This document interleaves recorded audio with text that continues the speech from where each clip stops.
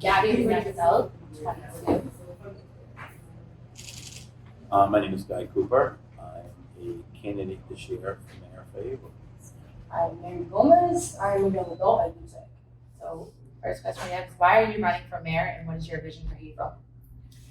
Well, the reason I'm running for mayor, being a retired police officer, as was explained when we sat down in the circle over there, I want to give back to the community and I want to keep giving back to the community. I feel that with my experience for working and being that, and I use the term very proudly, the boot on the street. Mhm. I've been in these situations where I've seen the city and I've seen it from the inside out and not someone from sitting inside behind a desk all day. I decided to run for mayor because I want to keep giving back. As a young adult, I see that there's many housing insecure people in our communities. Can you speak about your plans to help the homeless and unhoused community?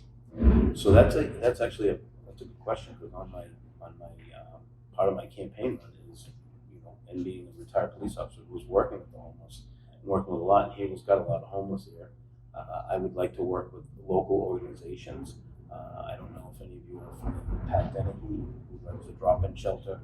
Very friendly with her. I worked for her for years, and we've worked together. In homelessness, some people, it's almost like they just want to be. You try to help them, and they just go right back. So we have to find somewhere to break that chain of where they want to just be homeless and try to get them over that hump to show that there's more to it. But I would very, very closely work with a lot of organizations to try to help at least alleviate the homeless. And with homeless comes drug issues. So you have to deal with them both. Bringing in, everybody talks about affordable housing, but it's a nationwide problem. Inflation goes up, taxes go up. When taxes go up, the landlords aren't going to be the one that pay the taxes. They put it back on the people who rent. So what we need to do is, sadly, is to try to get somebody to come in, be federally funded to open up somewhere, and make it a second chance housing thing. And it would be, the better you do, you get to move in, you get to live here, and you create that opening so they can keep going. But I would work tightly with them, especially with the experience I have working with the behavioral response and dealing with them out there. Because there's a lot of, with homeless, again, like I said, the drug problem, comes a lot of mental health problems. And so we have to deal with all that at once. Thank you. So what are your plans and ideas for addressing rising housing costs and increasing access to affordable housing? Yeah, I was just kind of trying to. So we can't really control rent. There's no rent control, but we can certainly, when you have a developer come in, and the developer decides to build a house, they have to have a certain percent of it. I do know over at the Forest Acres, it's Presidential Gardens, they have a program there for rents. So the rents are flexed on what your monthly income would be. So it's, if you're making $2,000 a month, they flex their rent to what a $2,000 a month, and they some people may pay like $600, out of the rents. I'd like to see a little bit more of that. We don't have a lot of that. They do have it over there, and I know there's a year's waiting list or something. Yeah. But that would be something nice, a nice apartment complex like that works on those flexible rents, on those, working on what your income is for the month. Do you have any ideas on how to expand job opportunities in Haverhill, specifically for at-risk immigrants? So, like I was explaining earlier, being retired from the police, I picked up another, a second job. I'm not going to sit home. A trade job. I think that we could do. A lot of people don't want to go to college, and maybe they have a tough time in school. There are people out there. I had to twist my arm to get my college degree myself, but it's not easy sitting there, and a lot of people don't want to do that. But if you can get them into a trade, and you're able to give classes or have community classes to get people started in these trades, and you can bring people into the workforce to be productive members of society, I also, to have even companies that open up, maybe have them come in job fairs and show, certain jobs certain people may like certain different types of jobs. And if you can figure out what it is and you can bring them in, just to try to get them in and help the young adults get back into the workforce and not just sit home and, again, I have a 22-year-old daughter. I had to push hard. She was a big video gamer when she was younger, and we took care of that and got her out. Now that she's working, she loves it. But that you find the harder you work, the money you make, the really cool stuff you get to buy. Definitely. And you feel inside, you feel a lot more appreciative of you worked hard for this and the company. So at UTEC, we work on local, statewide, and sometimes national issues. Would you be willing or interested to help our legislative efforts like expungement and raise the age? I will say, I think, this is my personal opinion. Of course. They say it with my training that I have at 12 years old, you know right and wrong. Was an average all around. You know that don't touch this, it's hot. And if you touch it, you should have known better. When you hit 17, and now again, this is only in my circumstance, I joined the Marine Corps at 17 years old. I left when I was 18. I joined before I graduated high school, and then 2 weeks out, I joined. Now, I was kind of a dumb kid, and I don't want to say dumb, but I had some issues. I was a little troublemaker here and there, but when I joined the Marine Corps, that straightened me out. In not even 3 days, I was straightened out. I knew my attitude changed, my everything changed, my attitude on life changed. I think what we need to do, instead of raising the age and trying to, again, my personal opinion, raising the age and trying to coddle getting you going, that we start younger and we start handling the issues when you're younger. So when you hit that 20-year-old, that 20 years old age, you're going to be set in what you want to do. So I think the higher you raise it, and you want to raise it again, and you want to raise it before you know it, you're going to be 30 years old and you're going to be treated like a little kid. And I don't think anybody wants to be treated like a little kid. I mean, that's my personal opinion. But I would, anything state and federal fundings and stuff like that, I would be 100% hitting home runs with those all day long. Thank you. How do you plan to support at-risk youth in your community? Well, with organizations like this, and there are other organizations that are out there that will bring you in. I think young adults need to be what's the word I'm looking for? They need to be guided, as you were saying, and your street workers, that you don't go in and tell somebody what to do. First of all, nobody likes to be told what to do. But if you give options and young adults or kids with issues or boundaries in the way, you got to go in and show them that where there is a resolve. So I think a lot of more community-based things. My big thing is, which is on my platform, is working with the youth. I'd like to see more sports, more kids getting into sports. I was a big football player all the way up until I was 45, and I coached the Haverhill Redskins, the youth team, for 5 years. I didn't have any kids in school. Well, I had my daughter, but she's not playing football.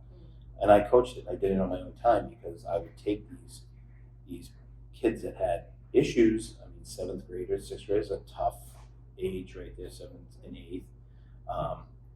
Can't do it now, but back when I coached, there were kids that wanted to go play football, but their parents wouldn't let them because they just weren't properly managed with their parents. They didn't have any respect. The parents had no respect for the kids. They would climb out their windows and drive them to football practice, and I'd have about 3 or 4 of them in my truck and then drive them all home after practice. And by the end of the season, their parents would thank me for going out of the way. You can't do that now, but back in the day. But and the other thing is, you got to get the families back involved with kids. And with a tight family, it shows a little bit more bond, a little bit more structure, and I think that's a big thing too with the kids. And also, one of the other big things I like is I'm a very big theater type guy, And I would love to see Haverhill have some kind of a theater / music event where it because it could be so diverse. We have such a diverse culture here that you can have plays there, you can have certain theater productions there, you can have certain concerts, and I'm not talking like Boston Garden or anything like that, but a smaller venue, something smaller like the House of Blues in Boston, or a little smaller event, but big enough where you can have that stuff and have the youth come in and get involved and stuff like that. Because believe me, I know a lot of young kids that you tap them into, even you think of theater, and you're like, oh, that must be boring. But you go to see one show and you go, that's interesting. And they get roped right in really quickly. I say the acting bites you. But having events like that and getting more involved. Can you provide an example of how you included youth in your past work and how you plan to do that in the future? Like I was saying, I coached the youth football, and I had a great time doing that. And again, that was a little bit 10 years ago. So about 10 years ago, 15 years ago. No, 15. I was 40. So 15 years ago, and things were a little bit different. So kids were a little bit, you're the coach, and they always wanted to race you, and I would race with them. Yeah. So I would challenge them all. Oh, yeah, old man's going to beat you guys. You got an 8th grader saying, "It's old man, you ain't going to beat me." And I show them, and they'd be like, "Oh, damn." But I still donate, and I want to see people succeed. That's my big thing. I really, when I like you were just mentioning earlier, I love hearing success because it just builds to the next level, and it builds to the next level. How bad do you want something? If you want it that bad, you can taste it. There's nothing, and I always say there's nothing in the world that'll ever stop you. This is what stops you, your mind. But everything's available. Everything's out there for you to go get. It's like the apple hanging from the tree. You just got to go pick it. Excuse me. What ways you plan on supporting Haverhill with the gun violence prevention? Well, there's a couple things. There's a lot of, even in the entire, especially after the tragic event that happened up in Maine, sadly. But there's a lot of violence out there. There's a lot of illegal stuff on the street. I think the first thing would have to be is to, if somebody knows something, you should say something. You're not quote a rat when you do. You could be saving someone's life if you know someone's in the possession of some type of firearm that they shouldn't have. If you go and say something to the proper people and that gets taken off the street, you could have saved a life, if not many more. That's the number one thing. And then people education on guns. I mean, you need to be. They're out there. They're there. They're not. I don't think they're going to be going away anytime ever soon with the amendment. It is what it is. Whether good guys have them, bad guys have them. The bad guys are always going to have them. So you have to address the bad, people that shouldn't be having them, and try to work it out. The buybacks, some of them work, some of them don't. I mean, that's just my direct knowledge and my direct training. Some people, they'll turn one in and it looks good, but they got 17 more sitting at their house. So, So what do you want young adults to know about your campaign? I'm still a kid at heart. If I could still play football, I would. I do want to give back. I want to see our the young adults, the kids. They're our future. We're going to get old. And we're not going to be around, and I want to be able to leave something fun for you guys to enjoy, as I did when I was younger. I enjoyed life.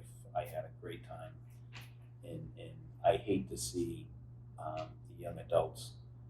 I hate to see young adults feeling like they have to struggle in this time when they really don't have to struggle, because everything's there for you. Again, like I said, your positive thinking and everything's there. You can have whatever you want, and I'd like to help them, move on to the next level of their life, of whatever it may be, in success. I mean, that's my big thing. Is I like seeing people succeed like that. Now, what distinguishes you from other candidates? Well, I say that my background, Yeah. and I'm very proud of it. Again, I started off. I was a tough teenager, and When I went to the Marine Corps, I got a lot of life lessons. I got out, and that set me off to my law enforcement career. A lot of people think, law enforcement and the police, it's anywhere you go, you're always going to have 10%. 10% of the people aren't going to be nice. It's in every business. It's in every walk of life. They're out there. But I've had a very successful career.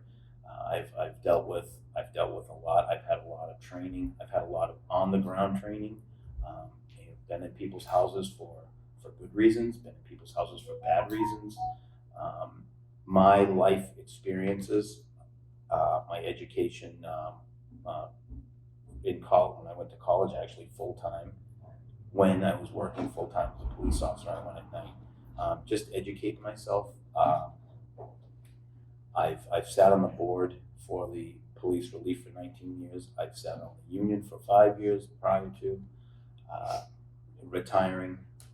I have enough life experience, and my management skills. Again, when you're doing that job of a police officer, you're on the scene. You might be the only one. You're making a decision, and that decision can't be wrong. It has to be the right decision, or it could be tragic. I think I have a very level head. I can sit back. I can think on my toes quick enough to try to come up with an answer to solve something or calm something, and which definitely sets me ahead is my life experiences and everything I've been through, and now going in the mayor is a figure. It's the best people you can surround yourself that can give you the advice and give you the right guidance so you can make the best decisions, and that's what I definitely plan to do. So what plans do you have for school safety as rising gun violence is in our city? So we do have a lot of school resource officers. I'd like to see, but it's very expensive. I'd like to see, even if we had to have the metal detectors, but a little bit more. We could definitely be a little bit tighter on security at some of the schools. And I know this from just going in, leaving doors open, unlocked doors, but definitely a little bit more on security of that. And then again, with the kids or the students at that school, if they know of something, need to report it so they can put that fire out before the spark even hits. What do you think are the biggest needs in Haverhill? Biggest needs? Well, I do know that people want more affordable housing, so that's a need. But I look at the affordable housing on taking care of our homeless. We need to take care of them. We need to take care of the drug problems. We need to. Haverhill has a lot of problems. I think that happen. They've been addressed, but they've been touched upon and only addressed when the time. It's a knee-jerk reaction. I want to have planned programs. Again, I'd love to see some company come in for some type of a theater type of thing. I want to see more youth programs, more youth sports. Haverhill's got some great. I was talking to somebody last night, by the way, and they live in Somerville, and their kid plays on I forget what she's a soccer team or a volleyball team, one of them, and they came and played up here in Haverhill, and she was main basketball. She was blown away by the skills of these basketball players in Haverhill compared to in her hometown, and she was Haverhill's full, and I go, yeah, we've come out with some really big name people in sports, and I'd like to bring sports back to Haverhill. It keeps the youth busy, and it keeps the adults busy coaching and trying to lead them down that right road. But we need that. We need more public safety. Our public safety departments, the fire department, the police. As the population increases, our force doesn't, and now your services are being hurt. Keep the taxes at a minimal as we can. We don't want to raise them. That keeps Haverhill affordable. Believe it or not, in the entire Merrimack Valley, Haverhill is the most. You get the best bang for your dollar here. Taxes, they're high, but they're high everywhere. But Haverhill's is the lowest. You can go to Groveland, and they're higher. Go to Georgia, right over the bridge. Go right over the bridge to North Andover. They're $2,000-3,000 higher. So Haverhill's been very well, and we've been able to work within that budget up until someone thought recently that we needed a debt exclusion override, which we don't. But I'm just saying we don't need to raise our taxes like that. But Haverhill needs You need that, you know, we need to take care of our schools, we need better education system for our kids.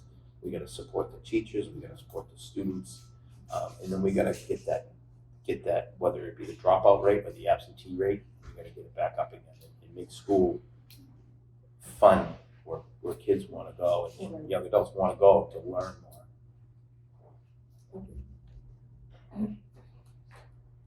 So what are your policy goals as mayor? Well, I can tell you the first thing I would do within the first couple of weeks is I would do a complete city audit of all departments. And it would be an independent audit. And then I would sit down and I would meet with all the department heads. And I would find, and we would have to go, well, not just myself with department heads, but my advisors with me.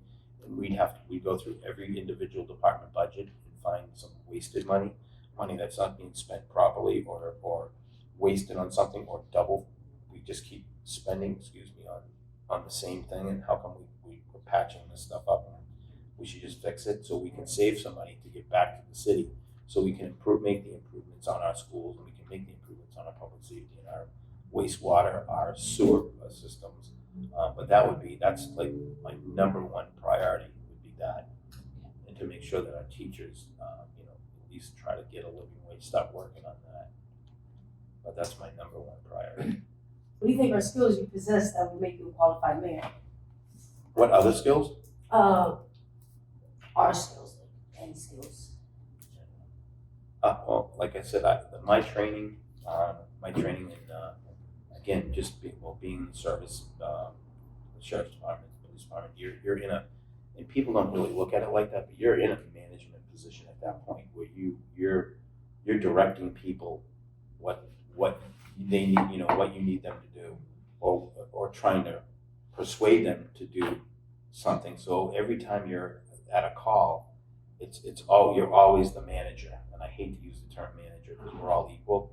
But if someone's in crisis or something's really haywire, you have to make these, like I said earlier, you have to make these split decisions. Sometimes they're not the decision someone wants to hear, but it might be the decision at that time that's going to make the issue or the problem good. And I know I possess that much higher than any other candidate that I have. I'm very strong and solid on my word. I don't go back on my word. Honesty, integrity, and that's how you have to be when you're that figure. I'm not gonna walk around and tell you something, and then the next thing you know, you turn around and I do something different. Like, yeah, whatever. I'm not like that. If it can't be done, the answer's no. The answer's no. But I'll have reasoning for it. It's not just no. If it's yes, it's yes. There's a reasoning for why we said yes. So, and I hold myself very high to my values of that. Thank you.